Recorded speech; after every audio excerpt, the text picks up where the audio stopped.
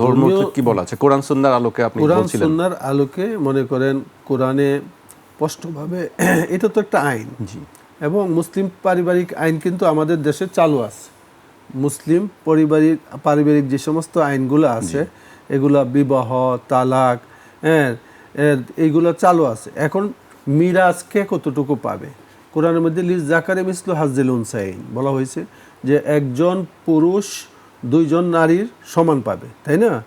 এখন কোরআন যে এটাকে দিছে, মানে সবচেয়ে এটার আমাদের ব্যাখ্যা দিয়ে যেতে হলে কোরআন কিন্তু একদিকে লক্ষ্য করে না। এই মহিলার তার যে বাপের যে মিরাজ সে পাবে, স্বামীর কাছে যখন সে চলে যায় তখন যাবতীয় তার ভরণ পোষণের যাবতীয় দায়িত্ব কিন্তু স্বামীর উপরে। এটা শরীয়ত যে ভরণ পোষণের যাবতীয় দায়িত্ব স্বামী বহন করবে। আর যতদিন সে বিবাহপূর্ব অবস্থায় যাবতীয় ভরণ পোষণের দায়িত্ব ছিল তার পিতার, তাই না? এরপরে সে যে মিরাজ পাচ্ছে, হ্যাঁ, একজন ছেলের তো বিভিন্ন ধরনের খরচের পালা আছে, নারীদের কিন্তু এই ক্ষেত্রে খরচটা অনেক কম। সুতরাং আপনি যদি সব দিক দিয়ে মিলাইয়া দেখেন যে আল্লাহ পাক সে পিতার থেকে পায়, আবার সে স্বামীর থেকে পায়, এবং তার খরচের কোনো নেই, খাত নাই। এই হিসাবে কিন্তু তার সম্পদ কিন্তু কম হচ্ছে না। এটা হলো অন্য একটা দিকে আমরা। কিন্তু তুষার ভাই কিন্তু একটা মুদ্রা কথা উনি বলছেন যে শরীয়তের দৃষ্টিকোণ থেকে যেটা আছে এটার ব্যাপারে আমার কোনো ব্যক্তিগত মতামত নেই। এটা সুন্দর কথা।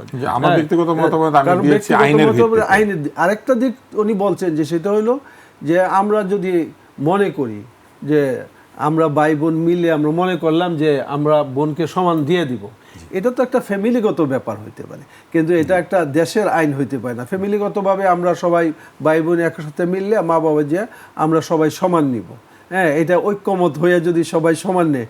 কিন্তু আইন তো এটা যে অধিকার, সেখানে অধিকারটা কার কতটুকু, তাই না?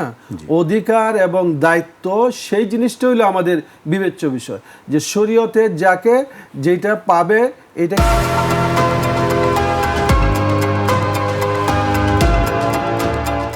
কিন্তু বিন্যস্ত করে দেওয়া হয়েছে যে কে কিভাবে কোন জায়গায় কিভাবে পাবে।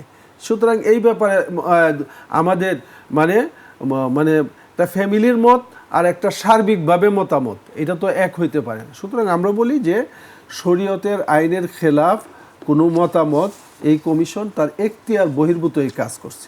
যেহেতু তার এখতিয়ার বহির্ভূত অনেকগুলো কাজ করছে, যৌনকর্মীদের ব্যাপারে তাদের যে কথা, এটাও একটা মানুষে মিলে না যে মানুষ চায় সবসময় ভালো দিকে আসতে, আর ওনারা একটা খারাপ কাজকে প্রতিষ্ঠিত করতে চান।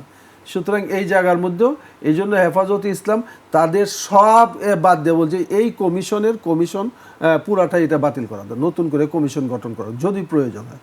আর এক কথা যে আমি মনে করি না যে এই অন্তর্বর্তীকালীন সরকার এতগুলা কমিশন সবগুলা একেবারে উনি শেষ করে তারপরে এই দেশে একটা জাতীয় নির্বাচন দিবেন, এর জন্য এত মাথায় এত বোঝা নেওয়ার দরকার নেই।